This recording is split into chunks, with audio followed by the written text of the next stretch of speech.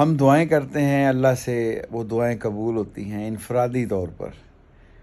तो अल्लाह पाक की ज़ात का जो हमें यकीन है वो इनफरादी तौर पर, जैसे हुज़ूर सल्लल्लाहु अलैहि वसल्लम ने मेहनत फरमाई, कुर्बानियाँ की सहाबा ने, तो अल्लाह पाक फिर ज़ाहिर हो गया। और फिर अल्लाह ने ख़ुद फरमाया हदीस कुदसी है कि मैं एक छुपा हुआ ख़जाना था, मेरे नबी ने मुझे ज़ाहिर कर दिया। तो आज जो कुर्बानियाँ हो रही हैं इस पर हम अल्लाह से इंतज़ार करें कि अल्लाह तू ऐसे ज़ाहिर हो जा जैसे अपने नबी के दौर में ज़ाहिर हुआ, जैसे मूसा अलैहिस्सलाम फ़िरौन के दौर में तू ज़ाहिर हुआ, जैसे नमरूद के ऊपर तू ज़ाहिर हुआ। अल्लाह तू आज के दौर में ज़ाहिर हो जा।